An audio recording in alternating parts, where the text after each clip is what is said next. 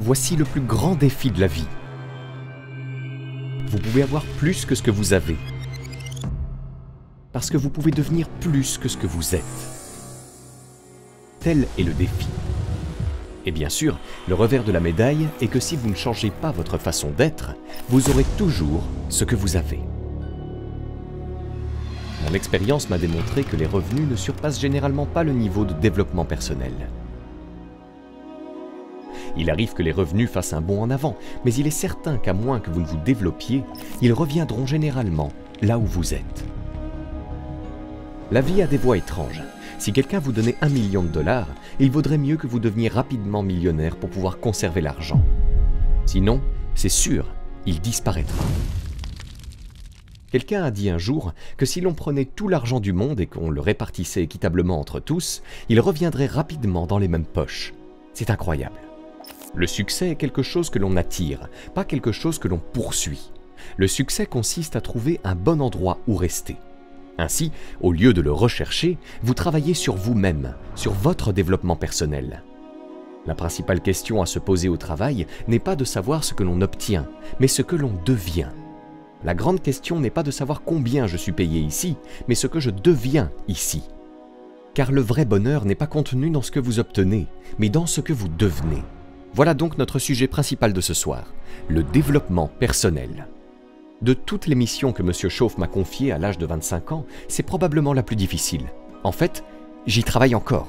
Je pense que c'est un défi permanent que de voir ce que l'on peut devenir. Le sujet suivant s'intitule « Les lois fondamentales » et il est bon d'étudier les bases. J'appelle ces lois fondamentales ainsi parce qu'elles proviennent principalement de la Bible. Je ne suis ni théologien ni pasteur, et cela se verra, mais M. Chauffe m'a appris que la Bible était un bon manuel pour trouver des idées, des histoires et des principes de réussite, pour savoir comment vivre une vie meilleure. J'ai découvert que c'était vrai. Il m'a également appris que la Bible était aussi pratique que spirituelle. Et j'ai découvert que c'était vrai. Si vous regardez votre compte en banque et vos revenus et que vous n'êtes pas satisfait, il y a plusieurs passages dans la Bible où vous pouvez vérifier ce qui ne va pas afin d'apporter les changements nécessaires. Nous allons en aborder quelques-uns ce soir, ce que l'on appelle les bases. Le sujet suivant est mon préféré, fixer des objectifs. Monsieur Chauffe m'a appris à me fixer des objectifs. Quelle opportunité ce fut! Un matin, au petit déjeuner, peu après l'avoir rencontré, il m'a dit « Jim, montre-moi ta liste d'objectifs. Passons-les en revue et discutons-en. » Il m'a dit « C'est peut-être la meilleure façon de t'aider à prendre une meilleure direction. » J'ai répondu « Je n'ai pas de liste. » Il m'a demandé « Est-elle dans la voiture ou à la maison ?» J'ai répondu « Non, monsieur, je n'ai de liste nulle part. » Il m'a dit « Jeune homme, c'est par là qu'il faut commencer. » Il a ajouté « Je peux te dire tout de suite que si tu n'as pas de liste de tes objectifs sur toi, je peux deviner ton solde bancaire à quelques centaines de dollars près. » Ce qu'il a fait, et cela a attiré mon attention. J'ai demandé « Veux-tu dire que mon solde bancaire changerait si j'avais une liste d'objectifs ?» Il a répondu « De manière significative. » Ce jour-là, je suis devenu un étudiant volontaire. Comment se fixer des objectifs? Et bien sûr, apprendre à se fixer des objectifs a changé ma vie. Et je me suis souvent demandé pourquoi personne ne m'avait jamais appris à me fixer des objectifs jusqu'à l'âge de 25 ans. J'ai fréquenté le lycée, mais s'il y avait des cours à ce sujet, je ne les ai pas suivis. J'ai été à l'université pendant 1 an, mais je n'en ai jamais entendu parler. J'ai travaillé pour Sears Realty, et à ma connaissance, Sears ne l'a jamais enseigné. C'est incroyable, comment se fixer des objectifs? Ainsi, à 25 ans, marié, avec une famille à charge, ayant fréquenté l'université et travaillé, je ne savais toujours pas comment me fixer des objectifs. Mais heureusement, à 25 ans, j'ai rencontré l'homme qui m'a appris à le faire, et cela a révolutionné toute ma vie, économiquement, socialement, personnellement. C'est incroyable. Je veux donc partager avec vous ce soir ce que M. Chauffe m'a appris. Comment se fixer des objectifs. Cela peut changer votre vie. Le sujet suivant est la face négative du séminaire. La vie a une composante négative. Nous devons donc aborder les aspects négatifs. Ce sujet s'intitule « Les maladies de l'attitude ». Les maladies de l'attitude. Beaucoup de choses peuvent compromettre vos chances de réussite. Nous vivons dans un monde relativement dangereux. Il est donc nécessaire d'être non seulement sage, mais aussi prudent. Les maladies de l'attitude sont aussi préjudiciables que les maladies physiques. Hypertension, problèmes cardiaques. De nombreuses choses peuvent compromettre vos chances de réussite, donc la prudence est de mise. Et les maladies de l'attitude sont mortelles, elles sapent tout ce que vous entreprenez de positif. Nous allons donc passer en revue ces maladies de l'attitude, comment les identifier, comment les surmonter, ce qu'elles sont et comment les traiter. Je suis compétent en la matière, car je les ai toutes vécues, et je peux donc vous donner d'excellents conseils à ce sujet. Le dernier thème que nous aborderons ce soir est intitulé « Le jour qui change votre vie ». Le jour qui change votre vie. Sous cette thématique, nous aborderons les émotions qui peuvent modifier le cours de votre vie. Les êtres humains sont des créatures émotionnelles, et les émotions sont puissantes pour transformer la vie. Bien sûr, les émotions sont si puissantes qu'elles peuvent vous influencer dans les deux sens. Les émotions peuvent être constructives ou destructrices. C'est pourquoi il est essentiel de les utiliser de manière judicieuse. Nous définissons la civilisation comme la gestion intelligente des émotions humaines. Si vous pouvez utiliser vos émotions de manière intelligente dans la bonne direction, les résultats peuvent être extraordinaires. Cela pourrait changer votre vie. Une seule journée pourrait suffire, donc nous allons explorer ce concept. C'est un programme riche pour une soirée, mais nous allons poursuivre et voir si nous pouvons couvrir tout cela. Je vous invite à noter le thème du séminaire. Chaque séminaire devrait avoir un thème. Je crois que nous en avons un ici. Il est mentionné dans certains de nos documents, si vous l'avez remarqué, mais au cas où vous ne l'auriez pas vu, je vous le rappelle pour vos notes. La clé principale pour un meilleur avenir, c'est vous. C'est le thème de notre séminaire de ce soir. La clé principale pour un meilleur avenir, c'est vous. J'aimerais que vous mettiez en évidence deux mots pour plus d'impact. Soulignez le mot « clé » et le mot « vous », de sorte que cela se lise. La clé majeure pour votre meilleur avenir, c'est vous. Pour conclure, ma première suggestion est de transcrire ce texte sur une carte ou un support que vous pourrez afficher à un endroit où vous pourrez le voir quotidiennement. Idéalement, placez-le bien en évidence en début de journée avant de commencer votre travail. Voici une phrase utile à garder à l'esprit pendant la journée, un peu comme un séminaire silencieux. Si vous laissez cette phrase vous influencer tout au long de la journée, vous constaterez son extrême utilité. La clé principale pour un meilleur avenir, c'est vous. Pendant une grande partie de ma vie, je n'ai pas réellement compris cela. Parmi les nombreuses choses que je ne comprenais pas correctement, beaucoup m'ont laissé perplexe à l'époque. Je me demandais pourquoi deux personnes pouvaient travailler dans la même entreprise et gagner 2 fois plus d'argent. Peut-être avaient-elles le même âge, étaient diplômées de la même école, vivaient dans la même communauté, travaillaient pour la même entreprise, avec les mêmes produits et services. Elles rencontraient les mêmes problèmes et avaient le même trafic, et pourtant, l'une gagnait 1 000 $ par mois et l'autre 2 000. C'était la question qui m'intriguait. Pourquoi cette longue liste de similitudes pourrait-elle conduire à une différence de revenus 2 fois plus importante? Je me posais la question, quelle est la différence entre 1 000 et 2 000 par mois? Je ne parle pas ici de 1 000 $ supplémentaires, je pourrais le calculer, mais qu'est-ce qui fait réellement la différence? Pourquoi une personne réussirait-elle 2 fois mieux, ou même 3 fois mieux, économiquement parlant? Je sais qu'il existe plusieurs voies vers le succès, je le comprends. Cependant, dans le domaine spécifique de la rémunération, quelle est la différence? À l'époque, avec mon raisonnement erroné, j'essayais de comprendre. Je me disais, peut-être que le facteur temps entre en jeu, n'est-ce pas? Certaines personnes réussissent mieux parce qu'elles ont plus de temps. J'avais l'habitude de dire « Harold devrait s'en sortir, il a beaucoup de temps. Si j'avais tout le temps qu'a Harold, je pourrais réussir. » Cependant, il y a certaines clarifications nécessaires. Premièrement, nous ne pouvons pas emprunter le temps de quelqu'un d'autre. Un jour, quelqu'un m'a dit « Si j'avais plus de temps, je pourrais gagner plus d'argent. » Je lui ai répondu « Oublie cette idée, le temps additionnel n'existe pas. Quand l'horloge sonne minuit, c'est à peu près tout, n'est-ce pas? Je veux dire, tu peux observer l'horloge pendant un peu plus longtemps, mais cela ne change rien. Tu demandes à quelqu'un « Que fais-tu » et il te dit « Je cherche du temps en plus ». Ensuite, il t'embarque immédiatement et il n'y a plus de temps. Maintenant, puisque tu ne peux pas obtenir plus de temps, et cela est impossible, que pourrais-tu obtenir en plus qui ferait une différence dans tes résultats économiques? Et voici la clé. Fais de la valeur une partie intégrante de tes notes. Nous allons explorer cela ce soir. Le mot-clé est « valeur ». Voici une petite phrase à noter. La valeur fait la différence dans les résultats. La valeur fait réellement la différence. Même si tu ne peux pas obtenir plus de temps, tu peux créer plus de valeur. Voici la première leçon d'économie. Chacun devrait la comprendre dès qu'il est en âge de saisir la signification d'1 $. Comment en gagner un, comment en gagner plus, comment le conserver et comment le faire fructifier. La première leçon en économie est que l'on est rémunéré en fonction de la valeur. C'est la première leçon à retenir. C'est en apportant de la valeur au marché que l'on est rétribué. On n'est pas rémunéré pour le temps que l'on passe. Je reconnais que du temps est nécessaire pour apporter de la valeur au marché, mais c'est bel et bien la valeur que l'on crée qui détermine notre récompense, et non le temps que l'on y consacre. Sachant cela, voici l'une des questions clés de ce soir.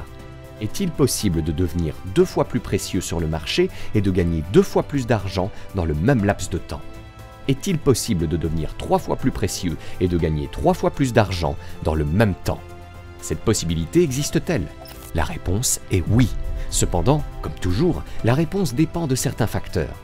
La vie est souvent associée à une grande quantité d'incertitudes.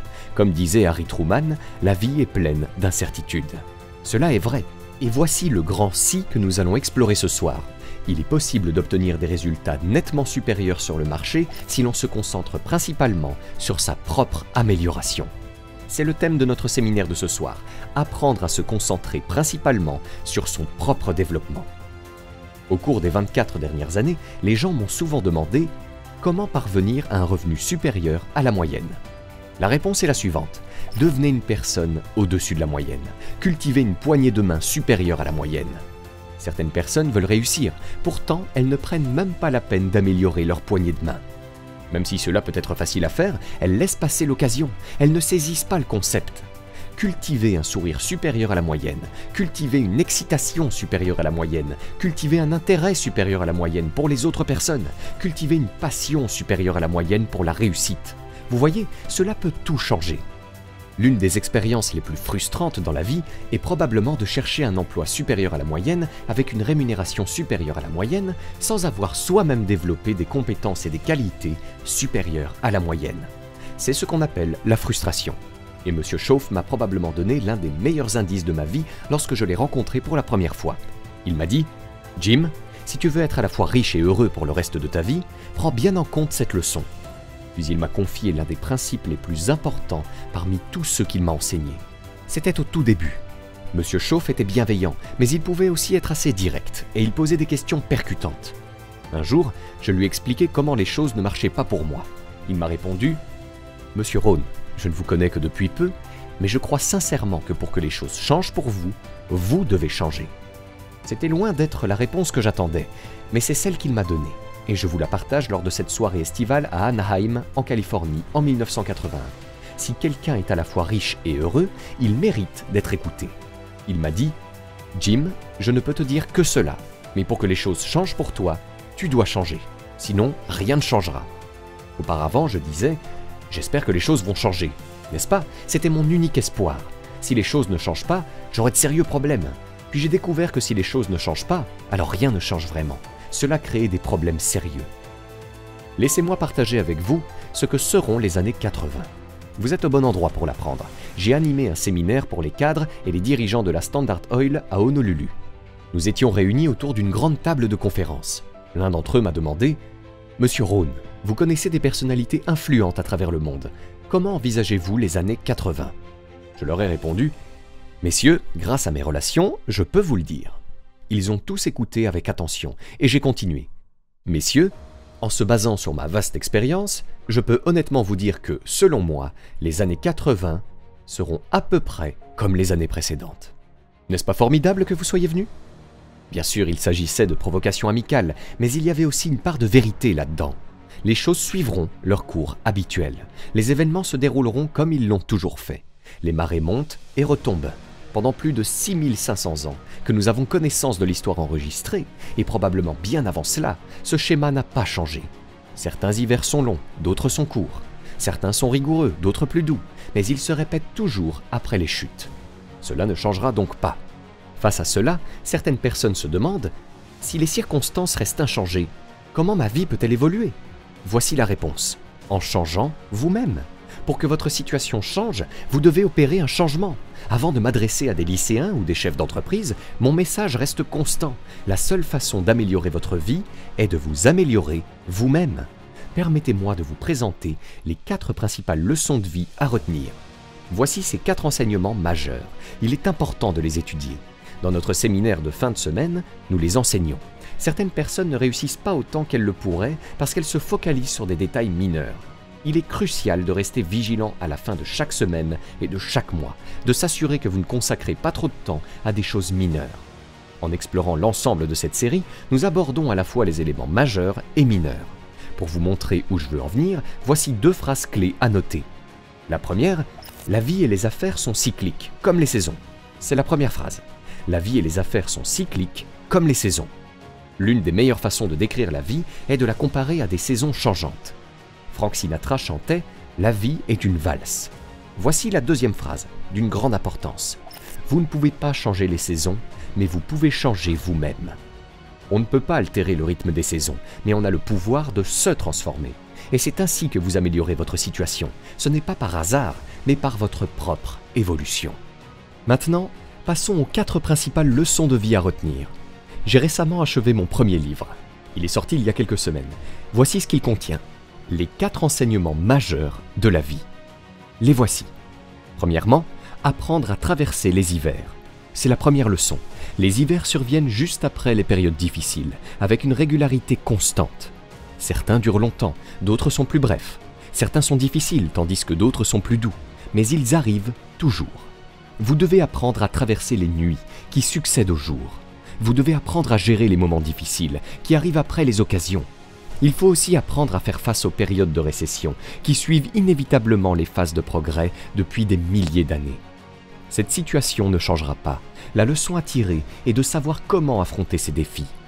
Les hivers prennent diverses formes, n'est-ce pas? L'hiver où vous êtes dans l'incertitude, l'hiver où tout semble s'effondrer, l'hiver où tout tourne mal, l'hiver où rien ne fonctionne, quand l'argent manque et que le cœur est brisé. Ce sont des périodes hivernales. Elles peuvent se présenter sous différentes formes. Des hivers économiques, des hivers sociaux, des hivers personnels où votre cœur est en morceaux et les nuits semblent interminables. Vos prières semblent ne jamais être entendues. C'est l'hiver. Barbara Streisand chantait « Il était naturel de parler d'éternité, mais les abeilles d'autrefois ne comptent plus. Elles gisent sur le sol jusqu'à ce qu'elles soient balayées. Les chansons d'amour ne me sont plus adressées, tu ne me dis plus que tu as besoin de moi, et les gestes d'affection ont disparu. » Une chanson d'hiver. Poursuivons. Les déceptions sont inévitables, elles font partie intégrante de la vie. Mais la question est de savoir comment les gérer. Comment affronter les hivers à venir, les déceptions et les périodes difficiles. On ne peut pas effacer janvier du calendrier, mais voici ce que vous pouvez faire. Devenir plus fort, plus sage et meilleur. Les hivers ne changeront pas, mais vous pouvez évoluer. Et c'est ainsi que la vie évolue pour vous. Auparavant, je ne comprenais pas cela. Lorsque l'hiver arrivait, je rêvais de l'été.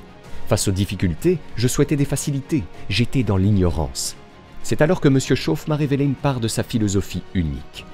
Ne souhaitez pas que les choses soient plus faciles. Souhaitez devenir meilleur. Cela a été un tournant dans ma vie.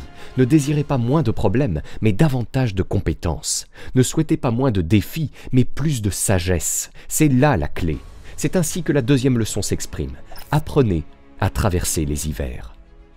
Passons maintenant à la deuxième leçon. Apprendre à apprécier le printemps. C'est la deuxième leçon. Le printemps est synonyme d'opportunité et il succède invariablement à l'hiver. C'est le moment parfait pour cela. Si vous devez le situer quelque part, c'est juste après l'hiver. Et combien de fois le printemps suit-il l'hiver? Chaque année, de manière régulière, depuis 6000 ans. C'est presque garanti. Vous voyez, les opportunités sont toujours là. Les jours succèdent aux nuits.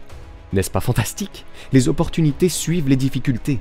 Mais voici ce que vous devez apprendre. Saisissez ces 2 mots-clés dans cette phrase. Profitez-en. Vous devez apprendre à profiter du printemps. Ce n'est pas parce que le printemps arrive que vous serez en bonne forme à l'automne. Vous devez en faire quelque chose. En réalité, il y a 2 choses que vous devez savoir faire dans la vie. Semer au printemps, récolter à l'automne ou demander à quelqu'un d'autre de le faire à votre place. Ce sont à peu près les seules alternatives. Maintenant, voici ce que vous devez également faire. Profitez rapidement des printemps, car il y en a peu, seulement quelques-uns attribués à chacun d'entre nous. Ils ne durent pas éternellement, la vie est assez courte. Alors lisez tous les livres que vous trouvez sur la manière de profiter de vos opportunités pendant qu'elles sont là, et tirez-en parti. Ils disparaissent rapidement. Les Beatles ont écrit « Life is so short », la vie est si courte. Et pour John Lennon, elle l'a été encore plus. Mais la vie est courte. Elton John chante « She lived her life like a candle in the wind ». Elle a vécu sa vie comme une bougie dans le vent. Elle est courte, donc quoi que vous fassiez de votre vie, engagez-vous pleinement. Ne laissez pas les occasions passer encore et encore. Passons maintenant à la 3e grande leçon de vie à apprendre. Apprenez à protéger vos cultures tout au long de l'été. Prenez soin de ce que vous avez commencé. Bien sûr, dès que vous avez semé votre jardin au printemps, les parasites et les mauvaises herbes s'installent. Et voici la vérité. Ils le feront, à moins que vous ne les en empêchiez. C'est la 3e compétence majeure à acquérir. Vous devez apprendre à empêcher les envahisseurs de prendre le contrôle de tout ce que vous avez démarré. C'est l'un des défis à relever. Voici 2 phrases clés concernant le numéro 3. La première, tout ce qui est bon sera attaqué sur cette planète. Peut-être pas dans la suivante, mais sur celle-ci, tout ce qui est bon sera attaqué. Chaque jardin sera envahi.